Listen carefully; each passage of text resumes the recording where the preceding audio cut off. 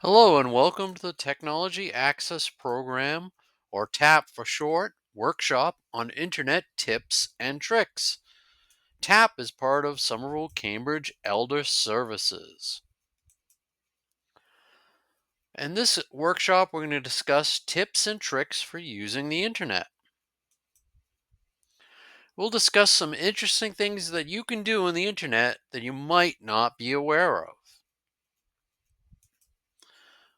All right, first up, let's talk about RefSeek, RefSeek, refseek.com.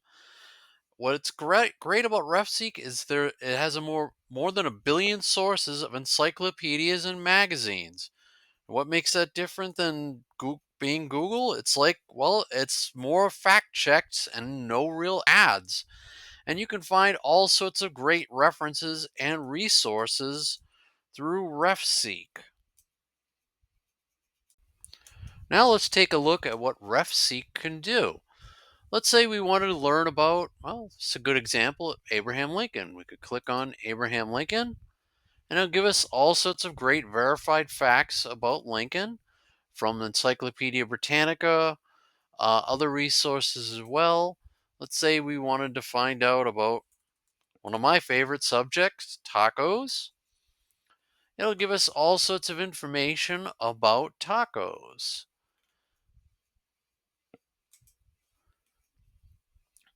And you can also browse in a reference site directory.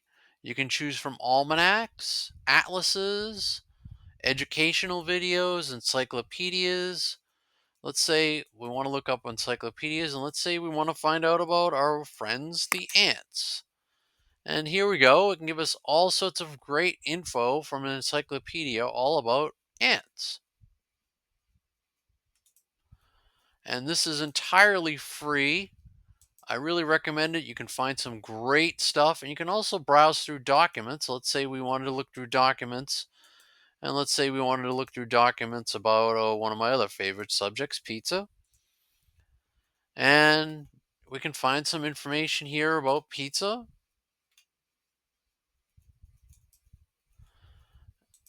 And find all sorts of great documentation. Let's say one of my authors that I like. Let's look up Edgar Allan Poe, and let's see what we find out about Mr. Poe under documents. We can find a biography. We can find all about his gravesite in Baltimore, all sorts of really useful information. And again, this site is 100% free. I really recommend it. It's really useful.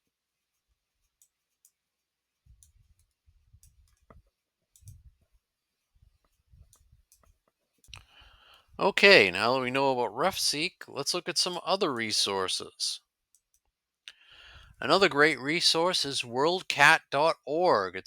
Where you can search for contents of 20,000 plus worldwide libraries. You can find out where the nearest rare book next to you is located, and all sorts of other great information. And let's take a look at the site.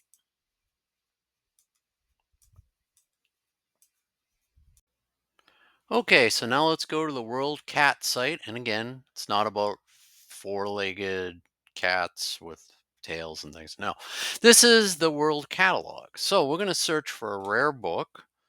Let's see.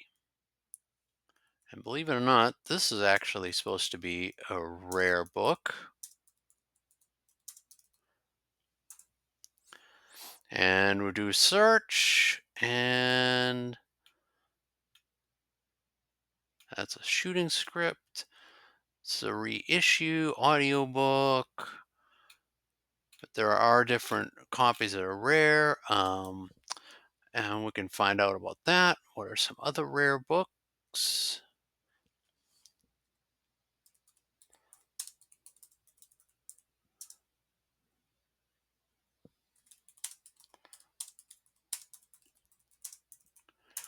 And we're going to do first edition and see if we can find that. Well, so rare, it doesn't even come up in the World Catalog. But you can search for rare books. You can search for all different types of books and find which library has them near you.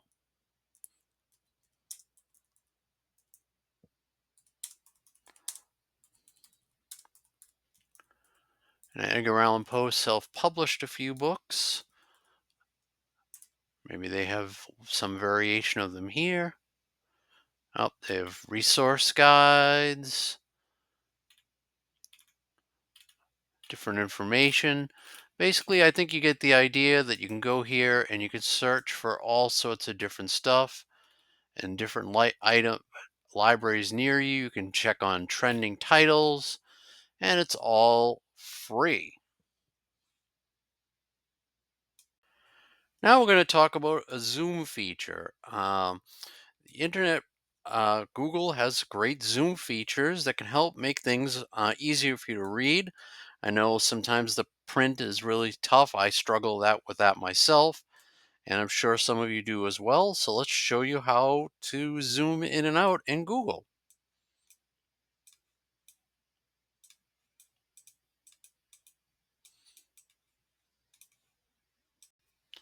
All right, now we're in Google Chrome, and let's say we want to zoom in and out. There's a couple of ways we can do this. On the keyboard, you can press the Control key and the plus key, and that should zoom you in and out, as you can see here. And if you want to zoom out, you could hit the Control and the minus key. And up here on the upper right, you can click on these three dots up here, and you'll notice the same commands are here. You can zoom in by clicking that plus, or you can zoom out by clicking the minus. I like the text to be nice and big myself, find it a lot easier to read.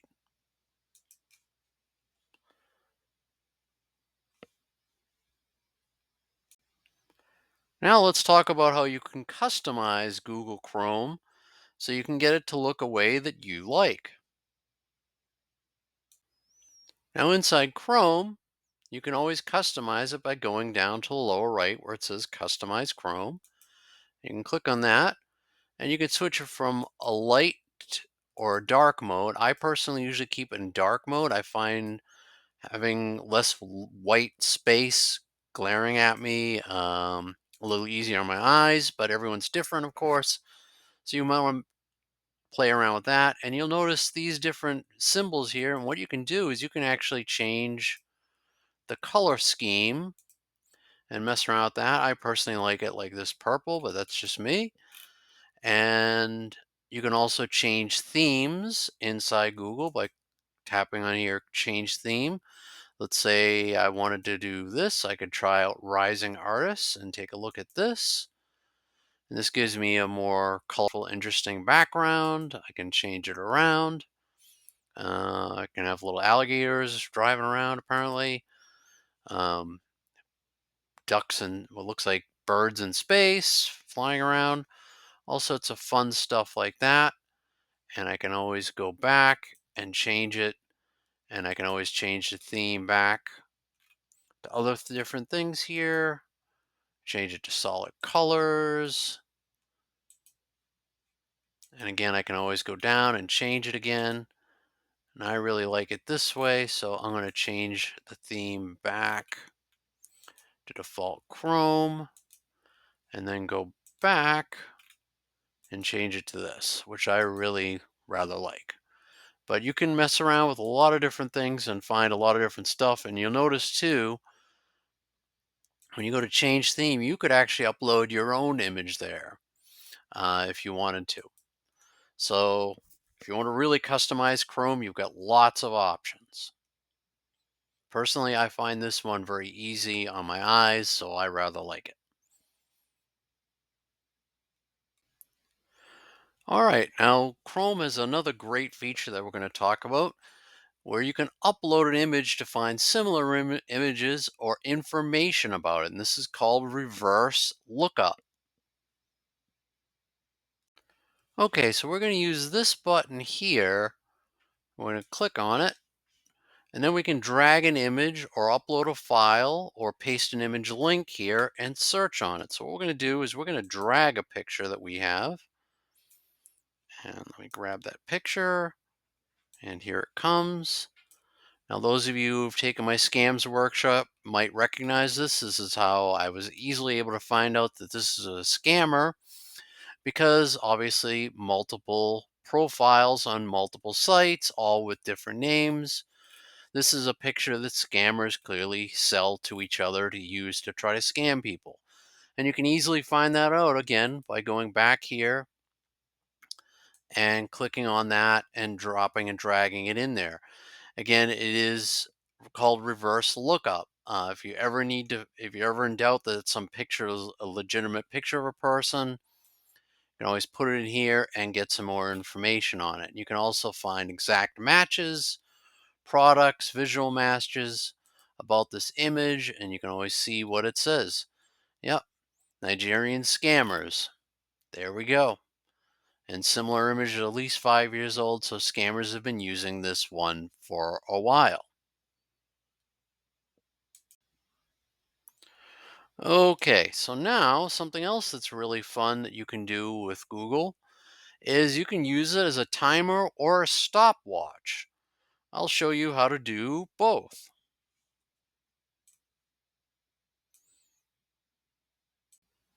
All right, so now in Google, what we can do is go up here and type timer and maybe 10 minutes or 30 minutes or 5 minutes. We type 5 minutes. And now it's going to start timing down 5 minutes. Really pretty handy, I think. Also, what's really cool, you can pause it, you can start it again. And also you can go to stopwatch. Stopwatch is really cool. And if all you have to do is hit that, and now it starts acting like a stopwatch. So again, all you have to do is go here in Google, type in timer, and it'll come up and it'll give you the option of going from timer to stopwatch. And you can set different times, add time that way, or you can do stopwatch. Pretty easy and pretty handy, and it's nice not to require you having an app.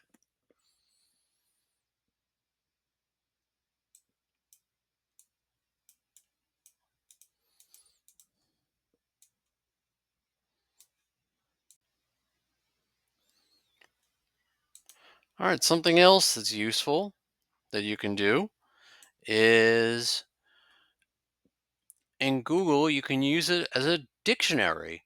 If you put the word define before a word you're searching for, it'll actually define it for you.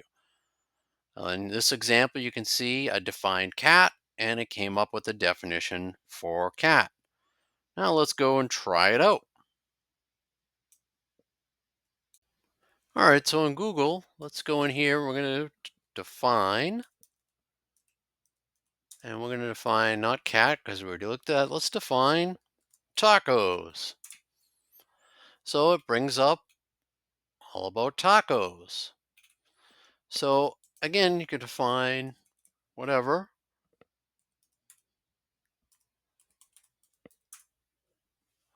And it gives you all sorts of information about the subject that you're looking for, and it actually can bring you to a dictionary of it too.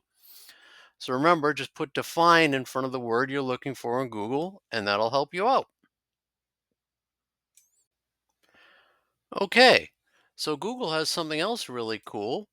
It can tell you the weather. So say you want to find out the weather in a particular place, like let's say, what's it doing in London right now? It'll tell us the weather in London. And it's almost seems stereotypical of London. That's always cloudy and rainy. Um, but let's see what the weather's like in my town. So I type in the weather in Wakefield, MA, and it gives me the weather Wakefield for MA. I know a lot of you have weather apps, but instead of messing around with an app, this is another alternative. Good thing to keep in your back of your mind that you could use this. Now, another fun thing you can do if you're traveling is you can easily check the flight times without having to log into your airline site. All you have to do is go to Google, put in the name of the airline, the flight number, and you can see the results, and they'll be displayed right here.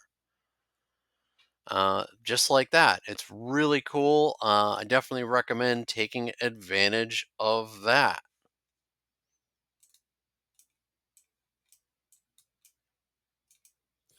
Also, another cool feature if you're traveling of Google is you can view exchange rates of currency very easily.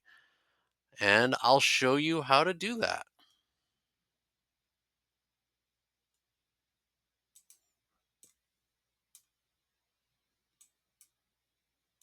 Okay, so all you have to do in Google to check currency is you can type in 100 USD to yen, if that's what you want to look at. You can see what the exchange rate is and how much it will get you in yen.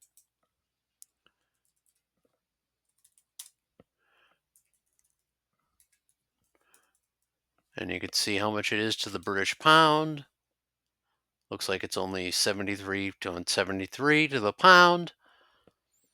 But there you go. Basically, you can use it as a currency converter.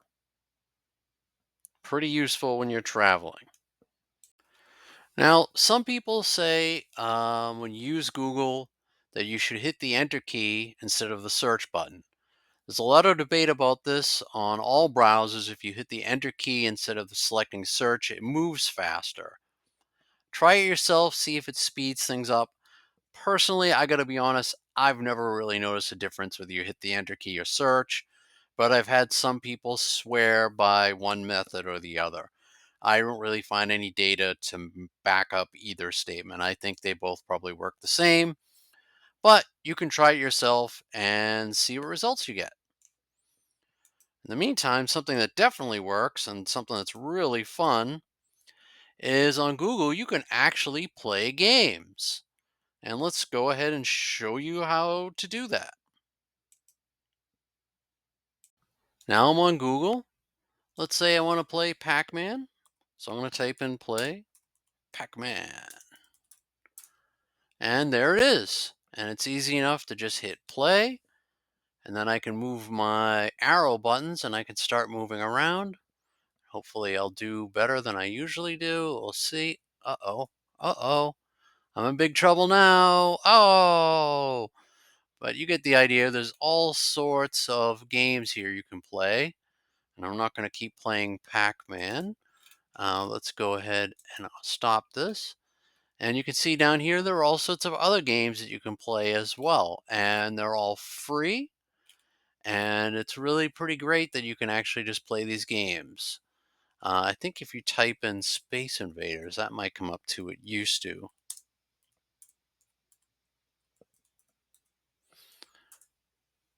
Uh, it used to, but it doesn't look like it doesn't anymore. But it looks like it might be a free one.